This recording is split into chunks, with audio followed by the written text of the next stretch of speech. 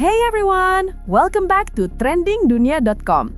How's your day going? Semoga kalian semua lagi in a good mood ya, karena hari ini kita bakal deep dive ke topik yang super seru. Seperti biasa, thank you banget udah nyempetin waktu nonton. Kalian tuh ya selalu bikin aku semangat buat ngulik hal-hal yang bikin aku sendiri kadang geleng-geleng, kayak, loh masa sih begini? Dan hari ini kita bakal bahas satu topik yang sebenarnya kelihatan sesimpel pesawat angkut. Tapi ternyata deep banget, way deeper than you think. Jadi siapin minuman kalian, kopi boleh, teh tarik boleh, atau infused water biar vibes jakselnya kerasa dikit lah ya. Karena we're going to dive in. Oke, before we go further, mari kita obrolin dulu. Kenapa sih pesawat angkut itu penting banget buat sebuah negara? Kalau dengar kata pesawat militer, otak kita otomatis mikir ke jet tempur yang ngebutnya bisa bikin kucing tetangga minggir. Padahal, salah satu tulang punggung kekuatan udara itu justru ada di pesawat angkut. Bayangin lagi, ada bencana di daerah terpencil, bandara kecil, akses darat terputus, cuma runway seadanya.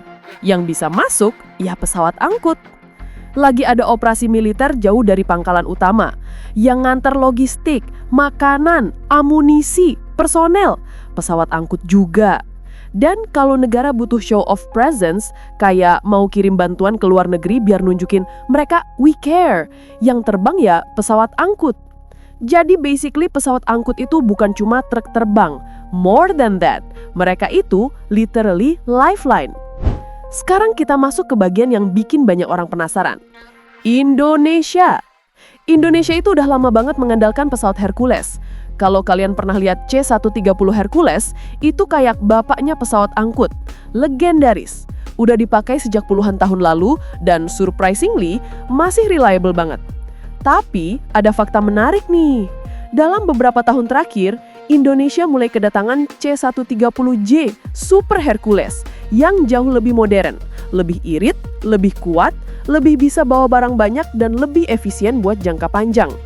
Dan kalau kamu lihat berita-berita tentang kedatangan Super Hercules ini, vibes-nya tuh kayak finally upgrade datang juga. Gambaran sederhananya begini. Kalau Hercules lama itu kayak mobil klasik, masih kuat tapi teknologi lama. Super Hercules itu kayak versi hybrid turbo, tapi tetap tangguh. Sekarang kita geser dikit. Di Asia Tenggara, siapa sih yang punya pesawat angkut paling banyak? Apakah Indonesia nomor 1? Atau justru negara lain? Dalam beberapa laporan terbuka, Indonesia biasanya masuk daftar negara dengan pesawat angkut sayap tetap terbanyak di kawasan kalau kita bicara fixed wing transports aja ya. Tapi, definisi pesawat angkut itu tricky. Ada yang masukin helikopter, ada yang cuma pesawat bersayap tetap, ada yang hitung utility aircraft juga. Jadi, ranking bisa berubah-ubah. But overall, Indonesia itu salah satu yang paling besar armadanya. Selain itu, Thailand juga punya armada yang cukup besar. Malaysia nggak sebanyak dua negara ini, tapi mereka punya pesawat-pesawat angkut yang modern. Singapura, walau kecil, tapi mereka pakai pesawat yang high-end banget, kualitas over quantity. Filipina dan Vietnam juga terus nambah armada beberapa tahun terakhir. Jadi peta Asia Tenggara itu sebenarnya dinamik, nggak sesederhana, oh siapa paling banyak, itu yang paling kuat. Nggak gitu konsepnya. Fun fact, banyak orang nggak sadar bahwa pesawat angkut itu juga bagian dari diplomasi. Ketika negara ngirim bantuan ke negara lain, pesawat angkut itu bukan cuma alat angkut, tapi juga simbol niat baik. Simbol bahwa negara itu hadir, simbol bahwa negara itu peduli dan siap bantu. Contoh, Indonesia pernah ngirim bantuan saat bencana di luar negeri.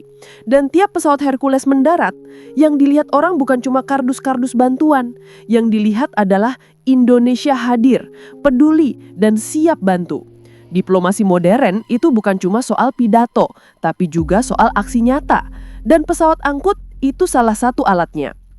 Tapi, namanya juga negara besar, pasti ada tantangan. Indonesia itu negara kepulauan raksasa, pulau lebih dari 17.000. Runway pendek, cuaca susah ditebak, medan berat. Makanya armada angkut yang kuat itu wajib banget. Beberapa tantangan yang masih harus didorong Indonesia ke depan. Yang pertama, regenerasi armada. Pesawat tua harus diganti bertahap. Yang kedua, perawatan dan suku cadang. Pesawat besar sama dengan biaya besar. Yang ketiga, pembangunan pangkalan. Nggak semua daerah bisa didarati pesawat besar. Yang keempat, upgrading teknologi navigasi supaya aman di cuaca ekstrim. Tapi arah Indonesia sekarang udah on track. Dengan masuknya pesawat-pesawat baru, kita bisa lihat bahwa pemerintah mulai serius memperkuat elemen ini. Sekarang kita masuk ke bagian yang biasanya jarang banget dibahas orang. Kalau dunia penerbangan militer itu punya istilah jet tempur cadangan, ternyata dunia pesawat angkut juga punya konsep yang mirip-mirip, semacam shadow fleet. Bukan shadow dalam arti spooky ya, tapi lebih ke pesawat-pesawat yang nggak selalu muncul di headline, nggak viral, nggak masuk berita, tapi punya peran penting banget. Contohnya apa? Indonesia punya beberapa unit pesawat NC212, NC235, sama NC295 yang sering banget dipakai buat misi-misi yang ya nggak heboh tapi krusial.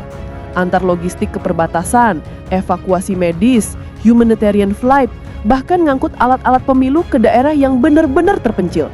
Dan lucunya, pesawat-pesawat ini tuh kayak the unsung heroes.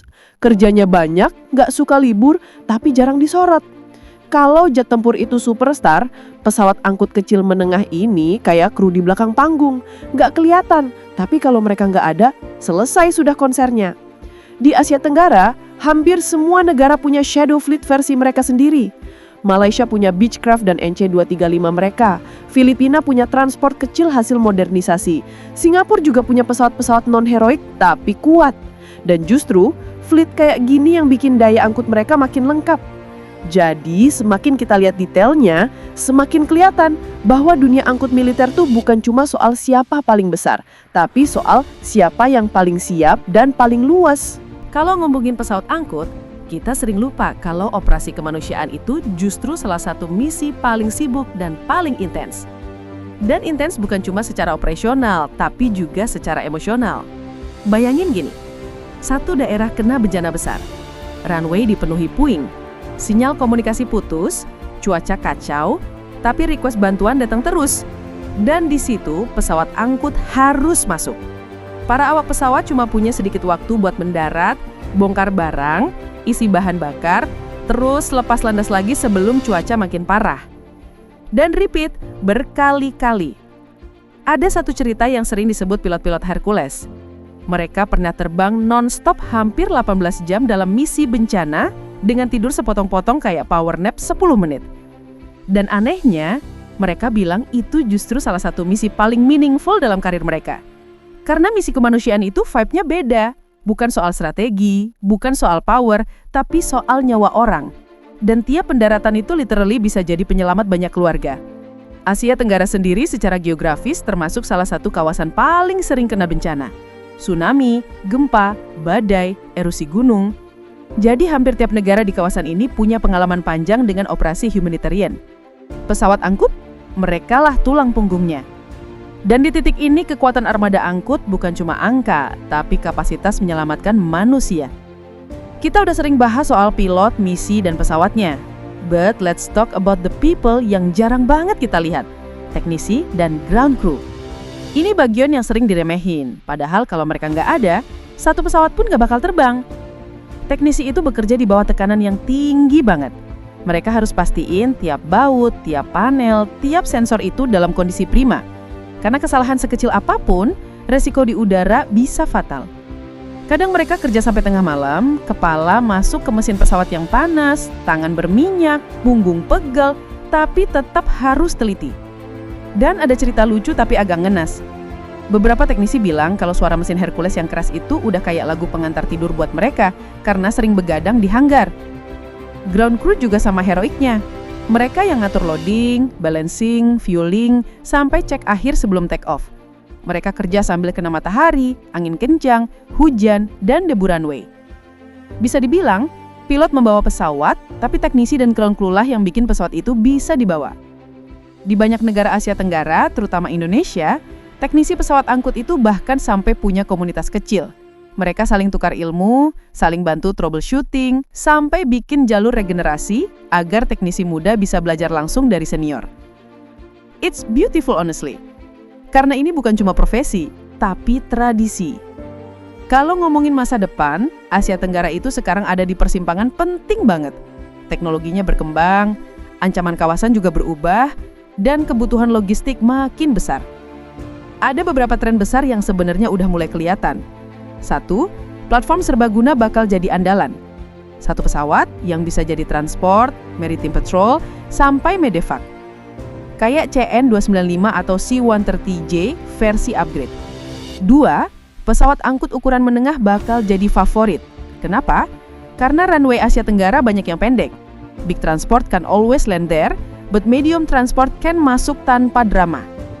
3. Penggunaan drone angkut mulai naik daun. Yes, bukan cuma drone kecil buat foto-foto. Sekarang, banyak negara eksperimen drone logistik buat ngirim barang ke area berbahaya atau terpencil. 4. Modernisasi armada jadi keharusan bukan pilihan. Pesawat tua bisa dipakai lama, tapi maintenance-nya makin mahal. Dan negara-negara di ASEAN mulai sadar bahwa mobility is power. Siapa yang bisa pindahin pasukan dan logistik dengan cepat, dia yang unggul. 5. Kolaborasi regional makin mungkin terjadi. ASEAN itu kan sering kerja bareng dalam operasi kemanusiaan. Kedepan, mungkin ada latihan gabungan khusus angkut udara, atau bahkan koordinasi standar interoperabilitas. Dan di tengah semua tren itu, Indonesia punya posisi unik. Negara kepulauan terbesar, kebutuhan logistik paling besar, dan sedang dalam fase modernisasi. Kalau langkah upgrade konsisten, Indonesia bisa banget jadi salah satu pusat mobilitas udara paling maju di kawasan. The future looks exciting, bukan cuma buat militer, tapi juga buat kapasitas kemanusiaan dan ketahanan nasional. So, kalau kita lihat whole picture, pesawat angkut itu bukan cuma alat militer.